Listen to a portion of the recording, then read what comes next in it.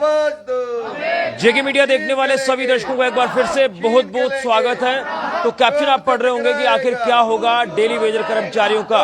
लगातार 15 दिनों से हड़ताल पर हैं और इनका हड़ताल पर जाना और सांबा शहर के हालात बद से बदतर होना ये चिंता का विषय है। और कल भी अधिकारियों से बात हुई है, मुलाकात हुई है, लेकिन वो भी मुलाकात बेनतीजा निकली है। तो तमाम जो सफाई कर्मचारी हैं ये लगातार हड़ताल पर हैं और एक बार इनसे फिर से जानने की कोशिश करेंगे कि आखिर क्या बात हुई है, क्या कुछ मुद्दे लेकर ये कल भी अधिकारियों से मिले हैं। हालांकि इनकी बात अधिकारियों से मिलने से पहले श्रीनगर में सेक्रेटेरिएट में सीएम उमर अब्दुल्ला जी से भी हुई थी।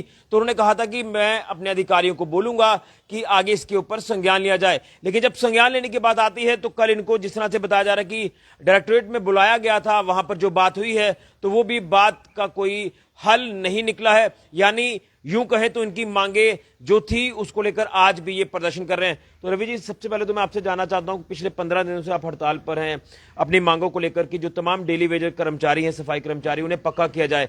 उन्हीं के समर्थन में आप तमाम परमानेंट सफाई कर्मचारी भी आ चुके हैं। लेकिन जो सीएम साहब ने बात कही और उसके बाद जो अधिकारियों से बात हुई है, दोनों तरफ आपका कहना है कि ये बातें जो मीटिंग्स हैं ये बेनतीजा निकली हैं। तो क्या कुछ आगे की रणनीति रहने वाली है? क्योंकि अब तो हम भी ये कहेंगे कि सांबा के लोगों के बिहाफ पर मैं भी ये कहूंगा कि कहीं ना कहीं सांबा के हालात खराब हो रहे हैं। तो अब आपको कुछ ना कुछ कदम जो है वो जरूर उठाना चाहिए सांबा की भलाई के लिए भी। तो लेकिन अभी फिलहाल क्या कुछ बात आपकी हुई है?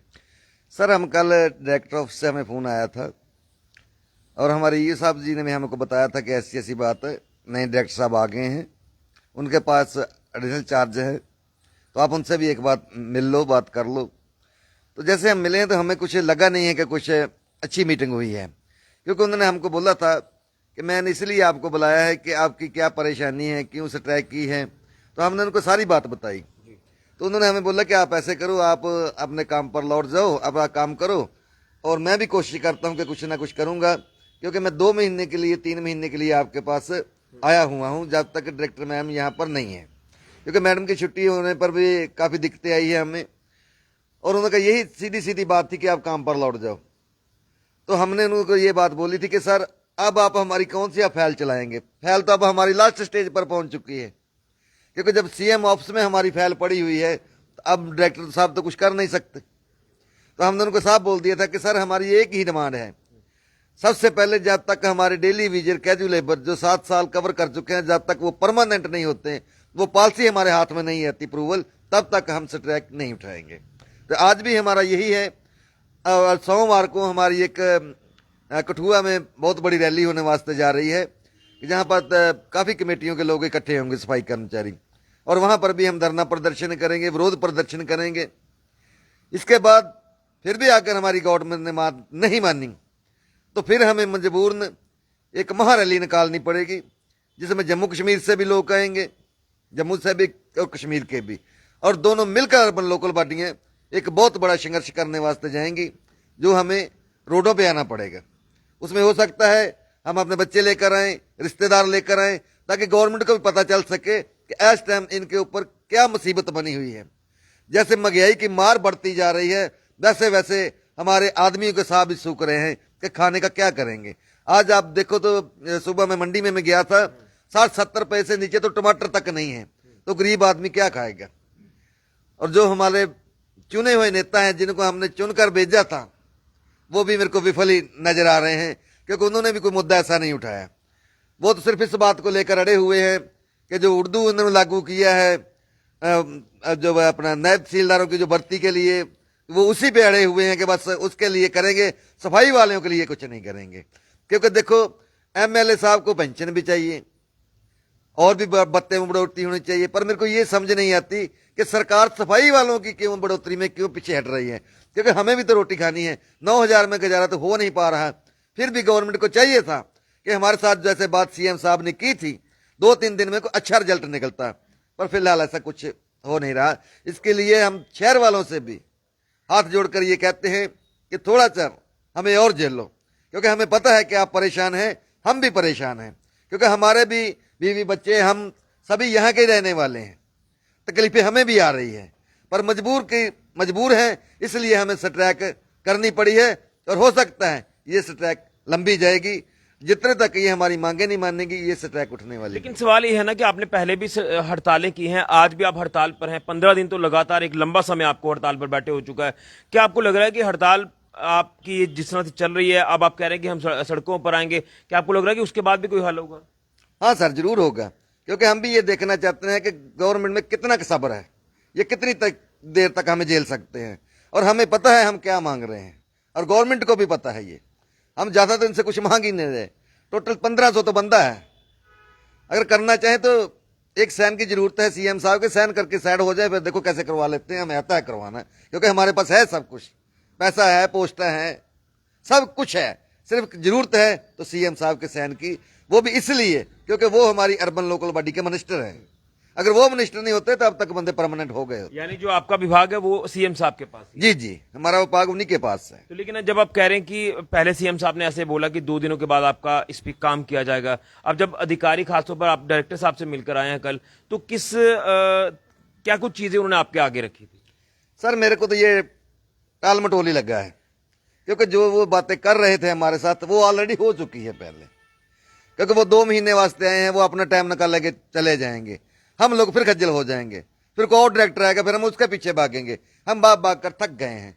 अब हमारा यही एक लास्ट मुद्दा है कि जब तक हमारे हाथ में परमानेंट पॉलिसी नहीं आती ये स्ट्राइक जारी रखेंगे। तो क्या आप सांबा वालों के साथ कुछ कॉपरेट करेंगे, जो आउटसोर्स बनाया जा रहा है थोड़ा सा, ताकि आसपास की गंदगी यहाँ से हट जाए? लोगों का निकलना दुश्वार हो चुका है, दुकानदारों का काम नहीं है, क्या इसको लेकर कोई लोगों का साथ देंगे, सांबा के लोगों का? सर सांबा के लोगों का हम हर बार साथ देते हैं, और मैंने यहां तक देखा है कि कुछ चंद ही बंदे हैं जो ये बोल रहे हैं कि चलो इनकी मांगे जायज है, पर इतना बड़ा सांबा है, मेरे को समझ नहीं आ रही कि जब एक कोई डेपुटेशन आता है वो सीधा सफाई कर्मचारी के लिए आता है। कोई भी परेशानी होती है, दोष किसका आता है? सफाई वाले का। आज सफाई वाला अपने रोजी के लिए, रोटी के लिए लड़ रहा है, तो फिर शहर वाले क्यों बाहर नहीं आ रहे? आजकल तो मीडिया का जमाना है, आप अपने फोन पे ही बात करके डाल सकते हो ताकि ये गवर्नमेंट तक बात पहुंचे। आप इतना भी नहीं कर सकते तो फिर तो बहुत बहुत मुश्किल की बात है, क्योंकि हम इन्हीं के भाई बहन हैं, इन्हीं के बीच में रहे हैं, और इन्हीं को ही तंदुरुस्ती के लिए हम रोज काम करते हैं। जब ये सोए होते हैं, इनके सोते ही हम सफाई करके इनको अच्छा स्वच्छ जीवन देने की सोचते हैं कि इनको कोई बीमारी ना हो, कोई ऐसा ना हो। आपने पीछे से सुना होगा, 2-3 दिन हुए हैं, मैंने पेपर में भी पढ़ा था कि डायरिया की वजह से, हैजे की वजह से कम से कम 130 लोग हैं जो वो रामगढ़ में ही बीमार पड़े हुए हैं। और आज मैंने सुना है कि कोरोना अपना श्रीनगर में भी हमारी बड़गांव में एक कमेटी है, वहां पर भी कम से कम को 150 बंदा बीमार पड़ा हुआ है। किसकी वजह से? कूड़े की बदौलत, क्योंकि कूड़ा पड़ा हुआ है तभी तो ये बीमारियां फैल रही है। लेकिन लोगों का ये भी कहना है कि अगर डेली वेजेस अपनी मांगों को लेकर स्ट्राइक कर रहे हैं तो वो अपने हक की बात कर रहे हैं, उनको करने दीजिए, कम से कम परमानेंट जो सफाई कर्मचारी है वो तो काम करें। सर परमानेंट जो सफाई कर्मचारी है ये तभी परमानेंट हुआ था, गवर्नमेंट ने अपनी मर्जी से नहीं किया था, तभी इन्हीं लोगों ने स्ट्राइक की थी हमारे लिए, तभी हम जाकर परमानेंट हुए थे। आज इनकी बारी है तो हम किसे पीछे हट सकते हैं? क्योंकि ये किसी एक का नहीं मुद्दा बन चुका है, ये पूरी सफाई कर्मचारी कौम का मुद्दा बन चुका है। अगर हम अपनी कौम से पीछे हट जाते हैं तो मेरे ख्याल में हमें जीने का अधिकार नहीं होना चाहिए। क्योंकि जैसा कि सफाई वाले का तो एक मुद्दा है कि मुझको परमानेंट करो, परमानेंट के कई मुद्दे हैं। आज ही देखो बाकी कमेटियों में पे मिली हुई है, और यहाँ पर अकाउंट ऑफिसर साहब के साइन होने के बाद भी कागज वहीं के वहीं पड़े हुए हैं। पता नहीं दफ्तर वाले क्या चाहते हैं। फिर आप देखो 2014 में जो बंदे परमानेंट हुए हैं उनकी बोल्ड पेंशन है ही नहीं, और जीपी फंड के फसले फंसे हुए हैं। हमारे बीच में 2 बहनें थी, एक की डेथ हो गई और एक को अल्लाह ताला लंबी उम्र दराज करे, उनका आपस में कोई जीपी फंड का कोई मसला था, उसके खाते में दूसरे खाते के पैसे अदली बदली हो जाते थे। कम से कम मैं 6 महीने से बोल रहा हूं इन अफसरान को, इन क्लर्कों को कि इस मुद्दे को हल करो। टाइम बस वही पुरानी सिस्टम, टाइम नहीं है, टाइम दो, डायरेक्टर ऑफिस जाओ, टाइम दो, सेक्रेटरी जाओ, टाइम दो। कितना का टाइम दे देकर थक गए हैं। अब जब बात आश्वासन को लेकर आती है तो कितनी परेशानी आती है? पहले भी आश्वासन मिल रहे हैं, अब भी आश्वासन मिल रहे हैं, और कहीं ना कहीं जो समय निकल रहा है वो काफी ज्यादा एक चिंताजनक समय बनता जा रहा है। सर ऐसे लगता है कि जैसे दुखी दिल में किसी ने, पहले भी बहुत सारी छुड़ियां चली है, ऐसे लगता है जैसे किसी ने एक तलवार और सीने में खोप दी हो कि और दर्द बढ़ेगा। तो ऐसे महसूस होता है कि जी करता है कि इस नौकरी से तो मर जाना बेहतर है, क्योंकि एक तो हम गंदा काम कर रहे हैं और इतना गंदा काम को जो दूसरा कर ही नहीं सकता। क्योंकि हम खुद भी, हमारे घर की फ्लश बंद हो तो हम उसी तक खोल नहीं सकते, तब भी हम स्वीपर को बुलाते हैं। और स्वीपर ये नहीं देखता कि ये गंदा काम है, वो सिर्फ एक रोटी के लिए उसको खोलने पर चल पड़ता है। आप तो जानते हैं क्या हालात हैं सफाई वालों के। अगर फिर भी ये कुछ कर ही नहीं सकते तो बड़े दुख की बात है। इससे मैं कुछ और कहूंगा नहीं, क्योंकि मेरे पास अल्फाज ही नहीं है ऐसे कि मैं अपने शहरवासी को क्या कहूं। क्योंकि हम हर बार आपको तंदुरुस्त रखने के लिए अपनी जान तक की परवाह नहीं करते। आपके पास 1 मिनट भी नहीं है कि सरकार से बात कर सके। और बड़े दुख की बात है, अभी तक हमारे जितने भी यहाँ पर काउंसलर हैं वो भी एक बार नहीं है। ये तब आएंगे जब वोट लेने होंगे, फिर आएंगे। और आप वही है कोरोना वॉरियर्स जो कोरोना में अपना समय देते रहे थे लगातार उन तमाम कठिन परिस्थितियों में भी। बिल्कुल सर। और सर, जब कोरोना काल आया था तो सब अंदरों में घुस गए थे, तो हम ही लोग बाहर थे और हमें पता नहीं था कि हमने घर पे जा भी पाना है कि नहीं जाना पाना। हमने अपनी नौकरी की परवाह भी नहीं की और अपने आप की परवाह भी नहीं की। सिर्फ एक ही बात मन में सोची कि हमारे शहरवासियों का बाल भी बांका नहीं होना चाहिए, हम चाहे रहे चाहे ना रहे। हमने इतनी कुर्बानी दे दी, पर अब इनकी बारी है, देखते हैं ये हमारे लिए क्या करते हैं। यानी हड़ताल लगातार रहेगी, ये जारी रहेगी हड़ताल मेरे तक, जहां तक लगता है। अगर जैसे जैसे सरकार हम पे दबाव डालती जाएगी, हम इस ट्रैक को आगे बढ़ाते जाएंगे। बिल्कुल। तो आपने इन तमाम सफाई कर्मचारियों को सुना जो डेली वेजेस सफाई कर्मचारी हड़ताल पर है, उनका साथ दे रहे ये तमाम परमानेंट सफाई कर्मचारी भी।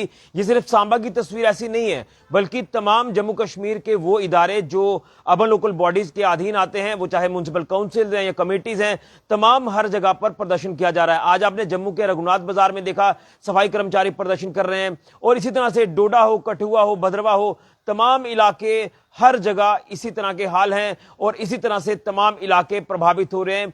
वो किस तरह से, क्योंकि सफाई की जो व्यवस्था है वो चरमरा चुकी है, गंदगी के ढेर लगे हुए हैं। लेकिन जब लोगों के बारे में सोचती है सरकार भी, खासतौर पर जब सफाई करने की बात आती है, आउटसोर्स बनाने का जो थोड़ा सा सिस्टम शुरू होता है, तो वो भी जो है वो साफ तौर पर देखने को मिलता है कि ये उनके खिलाफ हैं।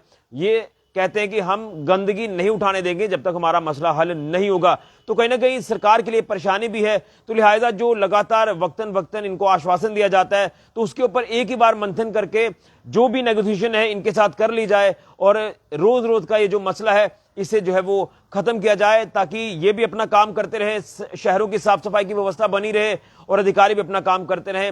लेकिन अब जब सीएम साहब के साथ ये मुलाकात करके आए थे तो ये खुश भी थे, लेकिन इनका ये भी कहना था कि वो उसमें कोई ज्यादा बात नहीं हुई है, बेनतीजा मीटिंग रही। और अधिकारियों से जब बात होती है, कल भी डायरेक्टरेट में जाते हैं तो डायरेक्टर साहब से भी बात होती है, उसका भी कोई हल नहीं निकला, वो भी मीटिंग बेनतीजा ही निकली है। तो लिहाजा इनका कहना है कि हम वो लोग हैं जो आप सभी की तंदुरुस्ती के लिए बात करते हैं, साफ सफाई की व्यवस्था बनाते हैं और अपना घर पेट पालने के लिए हम जो है वो काम भी करते हैं, लेकिन हमारे बारे में सरकार नहीं सोच रही है। तो लिहाजा इसको लेकर कोई ना कोई संज्ञान जल्द लेना होगा, क्योंकि 15 दिन एक लंबा समय होता है। आप अंदाजा लगाएं कि 15 दिनों में हालात बद से बदतर हो चुके हैं सांबा शहर के।